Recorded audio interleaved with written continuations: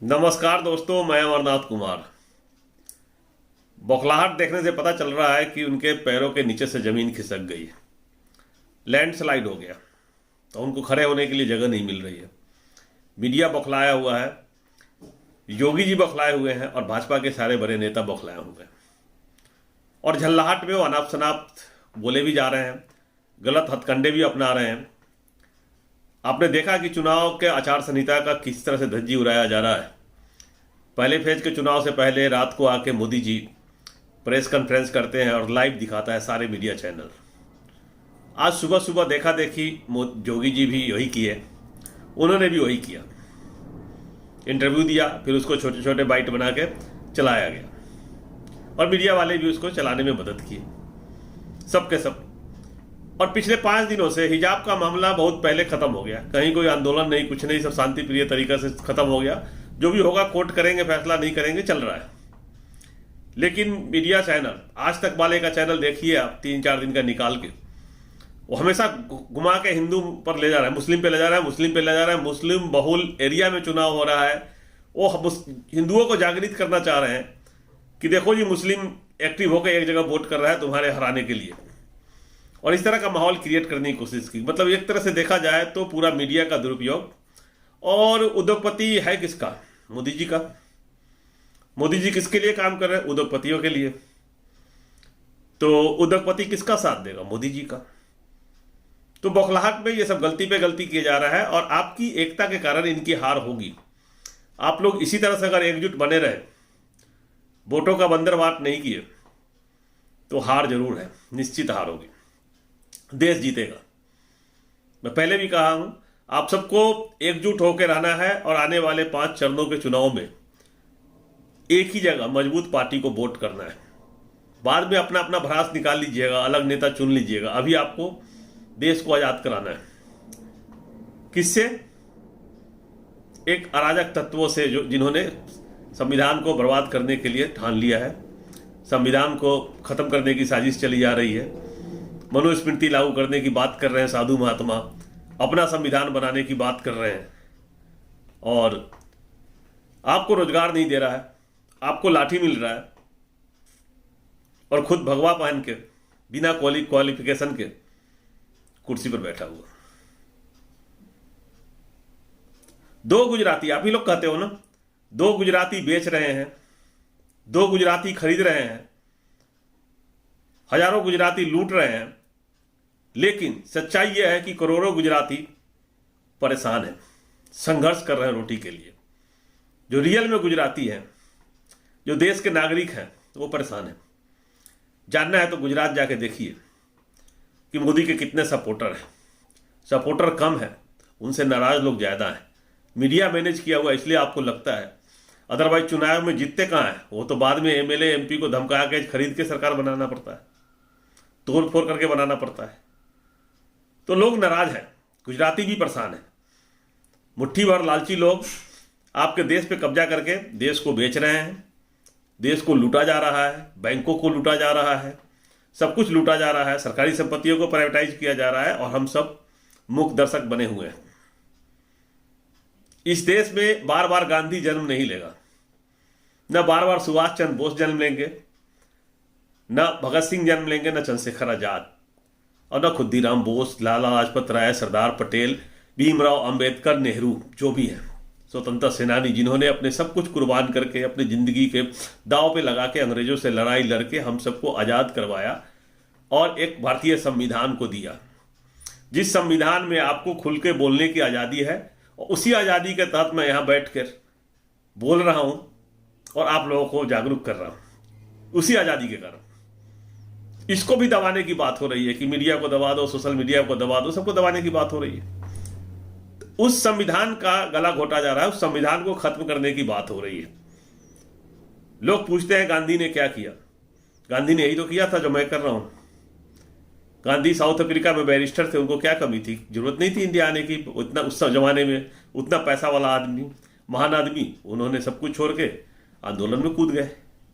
और इंडिया में आके आप सब इसी तरह छोटे छोटे जातियों में बटे हुए थे, कोई मतलब नहीं, जिंदगी के लिए संघर्ष कर रहे थे। आपको कोई मतलब ही नहीं था क्या हो रहा है, क्या चल रहा है, आपको दोहन किया जा रहा था, गुलामों की जिंदगी जीनी पड़ रही थी और आपको दबाया हुआ था। गांधी जी आपको एकजुट किए, घर घर जाके लोगों से मिले, बात किए, आप लोगों को जगाया और देशभक्ति किया, जगाई कि भाई देशभक्ति है, चलो अपने देश के लिए लड़ते हैं। और फिर उनके साथ मिलकर आप लोगों ने आज़ादी की लड़ाई लड़ी। आज फिर से आप लोगों को एकजुट होने की जरूरत है। इन 70 सालों में आपकी एकजुटता खत्म हो गई, आप बट गए अलग अलग जातियों में अलग पहले से बटे हुए थे, आपका नेता भी अलग अलग बट गया और आपका नेता बिकाऊ है। खुलेआम कह रहा हूं, आप देखो सोच के कि आपका नेता बिकाऊ है कि नहीं है। आपके नेता को अपने बेटा को मंत्री बनाना है, आपके नेता को अपने बेटा को एमएलए बनाना है, आपके नेता के अपने बेटा को एमएलसी बनाना है। चुनाव जीतता है, हाथ मिलाता है किसके साथ? उस नेता के साथ जो आपका आरक्षण खत्म कर दिया, जो आपको नौकरी नहीं दिया, जो इस देश को लूट रहा है। तो ऐसा जातिवादी नेता लेके क्या करना है? ऐसा नेता चुनिए जो इस देश को बचाए, इस देश के लिए काम करे, इस देश का भला कर सके। देश खतरे में है, जानने की कोशिश करिए, बहुत खतरे में है। और पुराने कुरीतियों में चले जाओगे कि क्या क्या होता था पुराने जमाने में, तो आप सती पड़ता था इस देश में, अंग्रेज नहीं होता तो वो चलता रहता। मरना जीना आपके हाथ में नहीं है। कोई मर जाता था तो उसको पत्नी को जबरदस्ती भी जला दिया जाता था। कोई तो इच्छा से जाते थे कि चलो हम जल जाएंगे, अब जी के क्या करेंगे, एक दो हुआ होगा, लेकिन उसको नियम ही बना दिया गया। हस्बैंड मर गया तो ये रह के क्या करेंगे, इसको जला देते थे जबरदस्ती। लॉर्ड बेंटिक अंग्रेज गवर्नर, उसने इस पे रोक लगाया था 1829 4 दिसंबर को। बोला नहीं, ये नहीं चलेगा, इंडिया में क्या चल रहा है। इसके तरह और भी थे, बहुत सारे कुरीति थे। आपको जीने का अधिकार नहीं था, आप अपने मर्जी से कपड़ा नहीं पहन सकते थे, अलाउ ही नहीं था कपड़ा पहनने के लिए। आप हमारे बराबर के अधिकार कैसे होगा? कल ही तो आपने देखा होगा, दलित को शादी के लिए घोड़ी चढ़ने के लिए पुलिस वाले को मदद देनी पड़ी, नहीं तो घोड़ी नहीं चढ़ सकते। डीजे बजाने के नाम पर घर में पत्थर फेंक दिया गया कि तुम डीजे बजा रहा है, तुम मेरे बराबरी का हो गया। यानी सवर्ण कह रहा है कि दलित मेरे बराबरी का नहीं हो सकता। तो ये तो कुछ दिन ये सरकार रहा तो और मुश्किल हो जाए। ऐसा होता है क्या?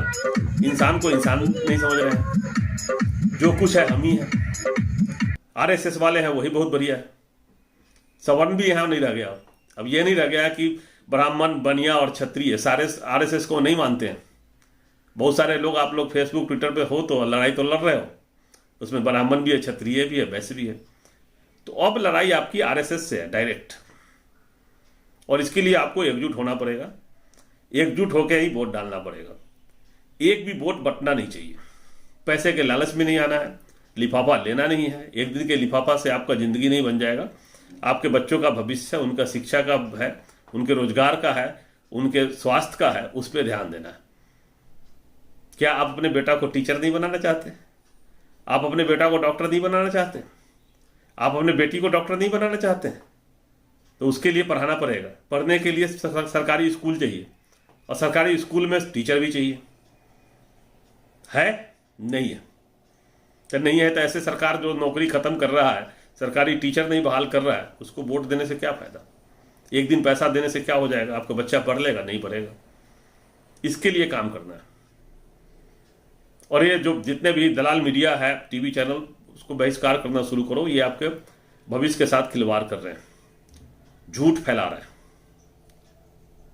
और ये नेता भी, जो नेता चुनाव जीतने के लिए प्रोपेगेंडा कर रहा है, झूठ का सहारा ले रहा है, लोगों को गुमराह कर रहा है धर्म के नाम पर, हिंदू मुस्लिम के नाम पे, हिजाब के नाम पे, वो भला कैसे कर सकता है? चुनाव क्यों जीतना चाहता है? वो क्यों जीतना चाहता है चुनाव? जबरदस्ती क्यों जीतना चाहता है? क्योंकि उसको आदत पड़ गई है, लालची है, सत्ता में बने रहना है, उसको फ्री के जहाज में घूमना है, फ्री की बत्ती में लाल बत्ती के गाड़ी में घूमना है, चारों तरफ आदमी देखना है, सुरक्षा के गार्ड देखने हैं, अयासी की जिंदगी जीना है। इसलिए वरना झूठ, जो जनता है ना, जनता को भरोसा में लेके काम करना पड़ेगा कि झूठ बोल के करेगा, प्रोपेगेंडा फैलाएगा, एक पार्टी के खिलाफ नफरत फैलाएगा, किसी पार्टी लीडर के माँ को गाली देगा, बाप को गाली देगा, उसको पैदा होने का सबूत मांगेगा। ये नेता होता है क्या? और कोई आतंकवादियों वाली भाषा बोल रहा है, तमंचावादी बोल रहा है, जिन्नावादी बोल रहा है, तो ये नेता नहीं हो सकते ना। पंजाबियों को गाली दिया, पंजाबियों को क्या क्या नहीं कहा। किसान जब बैठे आंदोलन कर रहे थे तो कितना गाली दिया। 13 महीने उनको बैठने पर मजबूर कर दिया, रोड पे बैठने के लिए।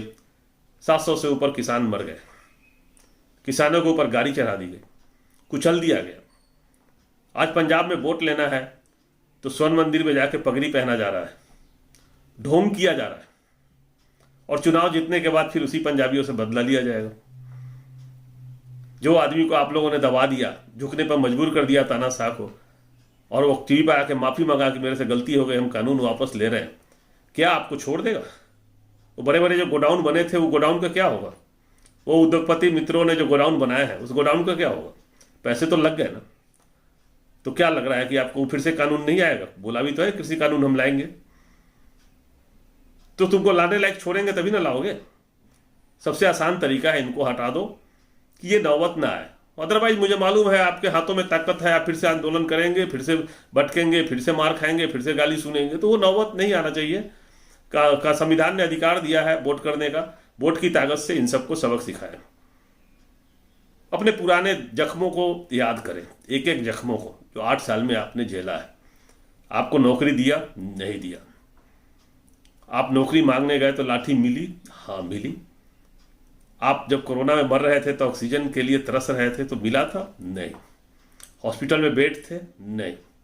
आप कभी पुलिस वाले से मदद लेने गए तो पुलिस वाला ने आपको मदद किया, नहीं। भाजपा के नेताओं ने कभी 5 साल में आपके आके पूछा, हालचाल पूछा, नहीं। तो फिर वोट किस बात का? क्यों वोट देंगे? ये सोचना है आपने। इन सब बातों को जब सोचेंगे, देश में खुशहाली है, भाईचारा है, नहीं है। हिंदू मुस्लिम क्या होता है?